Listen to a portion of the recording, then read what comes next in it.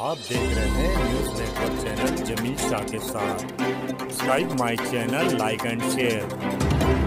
5 जुलाई 2024 को आम आदमी पार्टी के पदाधिकारियों ने धुले जिला मराठी पत्रकार भवन में एक पत्रकार परिषद ली। इस पत्रकार परिषद में आम आदमी पार्टी के धुले जिला अध्यक्ष ने बताया कि महाराष्ट्र में कोई पार्टी जनता के कोई मुद्दे पर ना बात कर रहे हैं ना काम कर रहे हैं, जैसे कि आरोग्य, शिक्षण, बेरोजगारी नहीं और कोई सहूलत दे रहे हैं। इसलिए हमारी पार्टी के वरिष्ठ पदाधिकारियों ने ये तय किया है कि महाराष्ट्र विधानसभा निवडणूक में हम पूरी ताकत के साथ लड़ाएंगे और वो भी बिना अलायंस के साथ, और फिर पार्टी का जो भी आदेश आएगा उस हिसाब से हम अपना उम्मीदवार जनता के भरोसे उतारेंगे, क्योंकि जनता ने अब तक ने महाराष्ट्र में सभी पार्टियों को मतदान किया है। अब जनता परिवर्तन चाहती है, इसलिए अब हमने हमारे वरिष्ठ नेताओं के आदेश के मुताबिक सर्वे शुरू कर दिया है। आने वाले चुनावों में हमें विश्वास है कि जनता हमें पसंद करेगी। आपण ही विधानसभा संपूर्ण महाराष्ट्रात संपूर्ण 288 जागांवर करणार आहोत आणि हा निर्णय झाल्यापासून आम्ही उमेदवारांची चाचपणी सुरू केलेली आहे। धुळ्यामध्ये पण किंवा उत्तर महाराष्ट्रामध्ये म्हणा तर आमचे आतापर्यंत आम्ही 15-20 उमेदवार जे आहेत त्यांची यादी आम्ही तयार केलेली आहे आणि इतर पक्षातही काही माजी नेते जे आहेत त्यांनी आम्हाला पुढे येऊन आमच्याकडे अप्रोच केलेला आहे। तर त्यांच्या बाबतीतही आमचे वरिष्ठ जे आहेत ते लवकरच निर्णय घेणार आहेत। येत्या 15 ते 20 दिवसात जे 15 ते 20 उमेदवार आम्ही जे देणार आहोत त्यांची यादी आम्ही डिक्लेअर करणार आहे।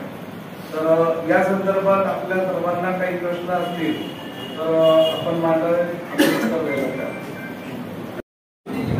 नमस्कार, आज आपण उपस्थित राहिला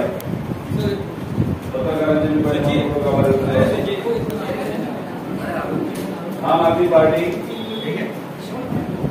महाराष्ट्र विधानसभा लढवण्यासाठी इच्छुक आहे।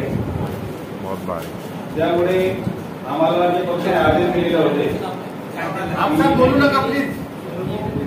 उत्तर महाराष्ट्रातील विधानसभाचे उमेदवार वगैरे आपल्याला चाचपणी करायला सांगितले आणि 60% चाचपणी केलेली आहे। त्यासाठी आमचे माननीय महाराष्ट्राचे सचिव देशमुख साहेब आणि उत्तर महाराष्ट्र संघटक मंत्री नरेंद्र सिंग यांना आज त्यासाठीच पाचारण केलेलं आहे की पत्रकार परिषद मध्ये आपल्या सगळ्यांच्या प्रश्नांची उत्तरं देऊन आम आदमी पार्टीचे उद्दिष्ट काय आहेत, आम आदमी पार्टी आपल्या उत्तर महाराष्ट्रासाठी धुळे, नंदुरबार, जळगाव यासाठी करणार काय आहे त्या संदर्भात आपल्याला चर्चा करायची आहे किंवा कुठले प्रश्न असतील तर आम्ही उत्तर देणार आहोत। पदाधिकारी जिल्हाध्यक्ष विजेंद्र पवार, उत्तर महाराष्ट्र संघटनेचे आवाज या सर्वांचं स्वागत। विधानसभा 288 जागांवरती आम आदमी पार्टी उमेदवार शोधत आहे आणि उमेदवारांची चाचणी चालू आहे। त्या डिव्हिजनमध्ये प्रत्येक डिव्हिजनमध्ये असे सहसचिव सगळे म्हणून त्यांचं काम चालू आहे। तिथे प्रत्येक ठिकाणी उमेदवार चाचणी बघून उमेदवार कोण आम्हाला योग्य वाटतं त्या उमेदवाराला आम्ही संधी देऊन आम आदमी पार्टी विधानसभा पूर्ण ताकदीनं लढणार आहे। वरिष्ठांची दिल्लीने आमची 1 महिन्यापाठी मीटिंग झाली दिल्लीमध्ये आम्हाला वरिष्ठांनी असं सांगण्यात आलं की तुम्ही तुमच्या ताकदीने उमेदवार बघा, आम्ही त्यांचे इंटरव्ह्यू घेऊ आणि त्यांना तुम्ही सांगितल्या प्रकारे संधी देऊन आपण महाराष्ट्रात विधानसभा यावेळी ताकदीने लढू। आता महाराष्ट्रात जे राजकारण चालू आहे त्याची परिस्थिती चालू आहे महाराष्ट्रात हे सगळे गलिच्छ करून टाकलेले राजकारण आणि या 10 वर्षात तरी अशा अवस्था आल्या जेव्हापासून भाजप सत्तेवर आले अवस्था ही की तत्व म्हणून कुठल्या राजकारणाचं राहिले नाही। हाणामारी, तोडाफोडी, कोण म्हणतो कपडे काढे, कोण म्हणतो अंडरपॅन्ट काढे, ह्या लेवलला सगळं राजकारण गेले।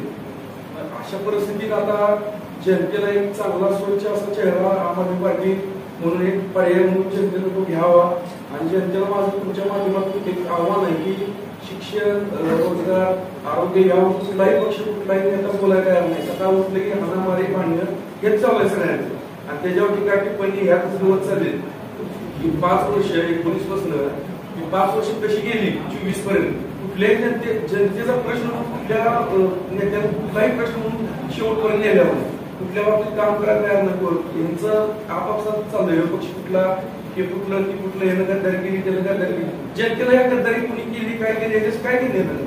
जनतेला काय जनतेचा विकास पाहिजे, त्यांच्या मुलांना शिक्षण पाहिजे आहे, आरोग्य पाहिजे आहे, हे जनतेला पाहिजे आहे. याचं तुम्हाला काय केलं नाही.